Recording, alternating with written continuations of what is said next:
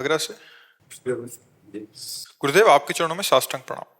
गुरुदेव, अभी पिछले साल फौज से सेवानिवृत्त लेकर आया हूँ। सोचा था अब आराम से सुबह सो के उठूंगा और अपनी जिंदगी मौज से जीऊंगा, पर 6-7 महीने पहले आपकी गिरफ्त में आ गया और आपको अपना गुरु मान लिया। आपकी कृपा से श्री जी के चरणों की तरफ बढ़ने की कोशिश कर रहा हूँ, पर अभी अंदर बहुत कमियां देख रहा हूँ। अभी गुरुदेव, मन में बहुत डर लग गया है कि जल्दी से कमियां दूर नहीं हुई तो क्या होगा, कैसे होगा। ये बहुत कृपा है आपके ऊपर।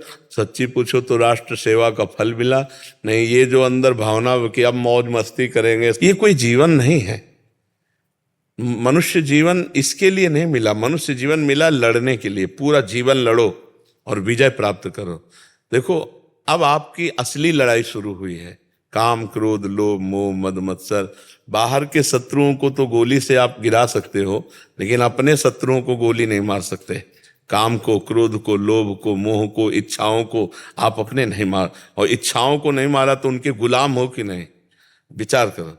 अभी आप स्वतंत्र नहीं हुए। स्वतंत्र तब माने जाओगे जब काम, क्रोध, लोभ, मोह, मद, मत्सर इनको रौंद डालो, इंद्रियां, मन तुम्हारे अधीन हो, तब तुम स्वतंत्र हुए।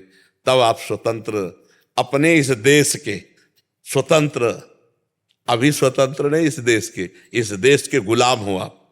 मन के गुलाम, इंद्रियों के गुलाम, काम के गुलाम, क्रोध के गुलाम, लोभ के गुलाम, मोह के, अहंकार के गुलाम है कि नहीं। आप देखो, विचार कर। इससे जब तक हम मुक्त नहीं होंगे तब तक मानव देह का लक्ष्य हम नहीं प्राप्त कर पाए। इसलिए बड़े भाग्यशाली हो जो सत्संग सुनने को मिला। अब खूब नाम जप करो। और दूसरी बात, डरो मत। थोड़ा डरना तो अच्छा है, पर ज्यादा डर जाने में फिर घबराहट में साधना भी नहीं होगी। अगर हम अभी राधा बोल रहे हैं और अभी हमारे प्राण निकल गए तो अभी भगवत प्राप्ति हो जाएगी। हम कमजोर हैं, हमारे अंदर सारे विकार हैं, पर अभी हम राधा राधा राधा बोल रहे हैं तो उसको भगवत प्राप्ति हो जाएगी। जैसे घोर वैश्यागामी व्यभिचारी था ना अजामिल, और अपने पुत्र को पुकारा नारायण, और अंतिम समय था तो भगवत प्राप्ति हो गई ना। तो इसीलिए हम कहते हैं हर समय राधा राधा राधा राधा कहो। तो जिस समय आपका प्राण छूटेगा, अगर राधा निकल गया तो भगवत प्राप्ति हो गई। तो आप चिंता मत करो, और नाम जप करोगे तो आप धीरे धीरे ठीक होते चले जाओगे, अंदर से ठीक होते चले जाओगे। और कै बजे उठते हो सुबह? कभी जल्दी उठ जाता हूँ गुरुदेव, कभी थोड़ा सा। नहीं, वैसे कै बजे लगभग? कभी 4 बजे भी उठ जाता हूँ, कभी 5 बजे, कभी 7 बजे। नहीं, उसे एक नियम बना लो। आज हमसे मिलन हुआ है तो एक नियम बना लो, अलार्म लगा लो घंटी का, 4 बजे उठ जाया करो। आप 4 बजे उठते हो, हम 12 बजे उठते हैं और 8 बजे शयन करते हैं। 8 बजे शयन करते हैं, 9, 10, 11, 12, 12 से 1 बजे तक बैठना, और इसके बाद फिर शौच स्नान, और 2 बजे रोड पे आ जाना। और अभी देखो हमारी ड्यूटी चल रही, ये 9:30, 10 बजे तक ड्यूटी चलेगी हमारी, फिर जाके कुछ प्रसाद पाना। तो आपको तो शरीर स्वस्थ है भगवान ने दिए। तो अगर आप 10 बजे सो जाओ तो 11, 12, 1, 2, 3, 4, 6 घंटे होते हैं। 6 घंटे बहुत सोना होता है। क्यों? 4 बजे का नियम ले लो। और इसके बाद जो है बैठकर भजन की मत सोचो, टहलते हुए भजन नहीं, सो जाओगे। फिर बैठकर भजन होने तो घड़ी में देखो 6 बज गए, 7 बज गए, ऐसे होता है। अभ्यास नहीं है ना, तो जहाँ बढ़िया आप चद्दर ओढ़ करके जहाँ ऐसे बैठे ना, तो बैठे बैठे सो जाओगे। तो टहले, थोड़ा व्यायाम करे, थोड़ा वैसे व्यायाम करना चाहिए। करते तो नहीं हो आप? नहीं कर रहे हो आप, फिर ये शरीर बेकार हो जाएगा। अब जैसे आपका शरीर जो है ना, इसको व्यायाम की जरूरत है, तो थोड़ा थोड़ा अभ्यास कीजिए और 2-4 किलोमीटर दौड़िए। आप आर्मी में रहे हो, अगर दौड़ भाग नहीं करेंगे तो आपका शरीर गड़बड़ हो जाएगा। आप अपनी वही फौज वाली सिस्टम रखिए शरीर के लिए। 2-4 किलोमीटर तो दौड़िए सुबह। आप देखिए फिर कैसा, जब शरीर स्वस्थ रहेगा ना, ताजी हवा, तो भजन में भी मन लगेगा। और सत्संग सुनिए और हर समय नाम जप का अभ्यास। जब दौड़ रहे हैं तो उस समय भी अंदर राधा राधा राधा राधा राधा राधा राधा।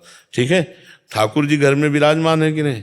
हाँ, तो उनकी सेवा कीजिए, समय समय पर उनको भोग लगाइए, उनकी आरती कीजिए, उनको पद सुनाइए, उनको भागवत सुनाइए, रामायण सुनाइए। सुनाते हो कुछ? पद नहीं सुनाता हूँ, लेकिन रामायण सुनाते हो? भोग लगाता हूँ। लेकिन थोड़ा तो सुनाओ उनको, उनकी कथा सुनाओ उन्हीं को।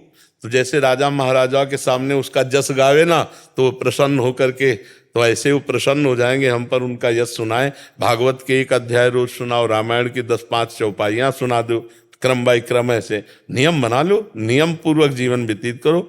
भगवान ने जब तुमको पेंशन दे दी है, नहीं, और अगर अपना काम चलाना चाहे तो नमक रोटी से चैन से खा पी के आराम से जिया जा सकता है। आखिरकार मरना तो है ही, तो अब हमको वो कमाई करनी चाहिए जो मरने के बाद हमारे साथ चले।